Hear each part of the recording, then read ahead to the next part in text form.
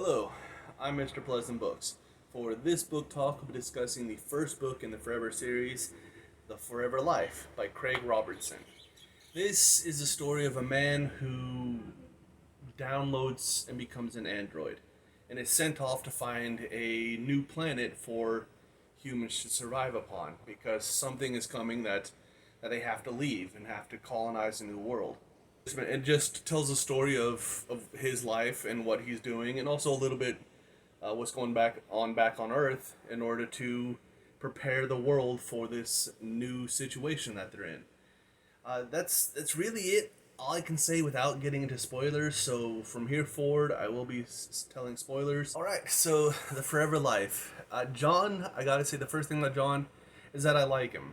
There was a lot of reviews and people saying that they thought he was a little bit too arrogant and too full of himself, too sarcastic. I actually enjoyed all of that. I thought he was great, and his I thought was wonderful for the situation. That they don't know everything. Like you find in a lot of books that the AI, or when you download into somebody downloads into a robot, that they just now know everything. They can figure things out just like that. But in this book, that doesn't happen. It shows them still having to figure out how to translate, having to ask the locals, "Hey, what's going on in this world? What animals are good? What animals are bad? Are there different factions?" And that's the other thing. It's no world is united. They all have different factions. Like on one of the worlds, I think this honestly was just thrown in there for the heck of it, because I don't see how it could possibly be real. Is that one world was populated by donuts on one political ideology, and the other one was kielbasa's, and there was and there were other factions on this world that he didn't meet, but just with those two, and they were round donuts, holes, little eye stalks that came out. They said it looked like they were attached to a cotton ball, and that was their head. So these things do. So he's saying these happen, and he was of course the biggest thing there was on the planet. But it was just a neat little aside that he had while he was finding the planets, and that most planets he found were actually habitable. That was the other thing. And when he meets the next intelligent life, he finds out that they were so intelligent that they had been like gods on the worlds that they had visited. That they had realized that if they didn't stop or didn't change their ways, that they would stagnate the universe, that they would cause everything to just kind of stop and never progress. So they retreated back to this world, and they told them that that world a million years ago had a race on it that killed themselves with nuclear war, and now the new race of flat bears was growing up on the planet, and that's how he got his first crewmate, which his AI was very much against.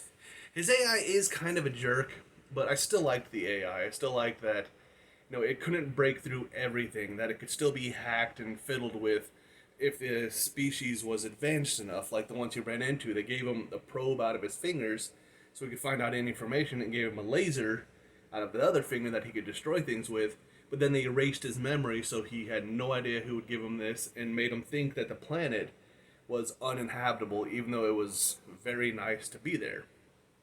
And it gives you little glimpses of what's happening back on Earth, like the entire world order is being disrupted.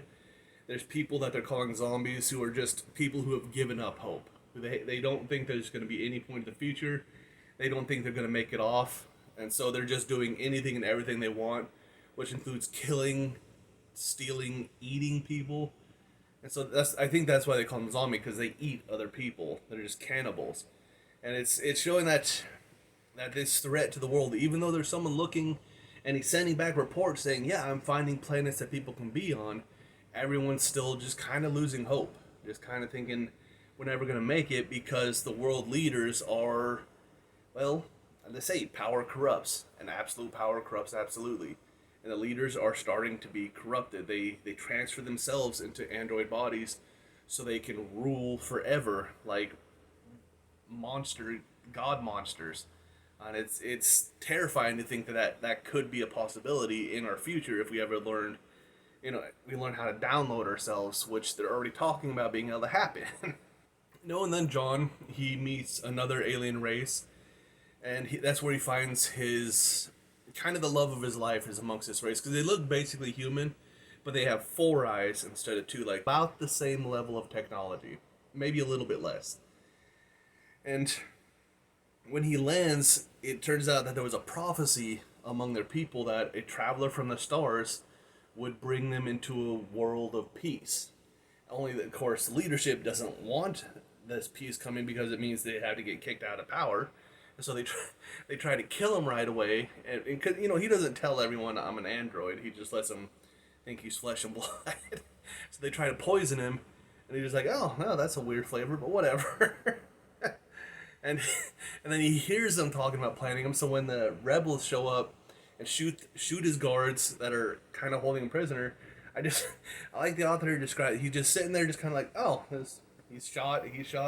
So come with us if you want to live. And he just kind of looking around like, well, these guys did try to poison me. Well, why not? I just liked how nonchalant he is about it. Just like, whatever. He goes with them.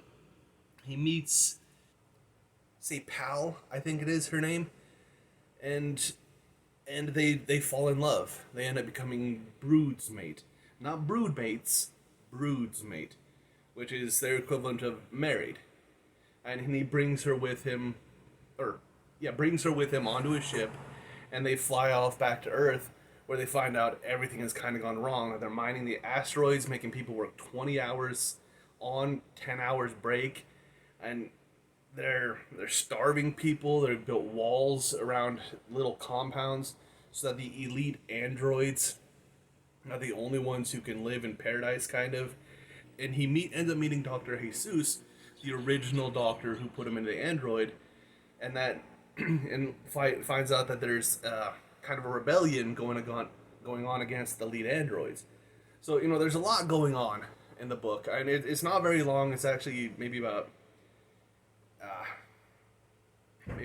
9 hours, 7 hours to read. It's not a very long book, but there's just a lot going on in it. And at the very end, we learned that another one of the androids that have been sent out found a xenophobic race that wants to kill everybody. That if you're not part of that race, you're dirt and you need to die.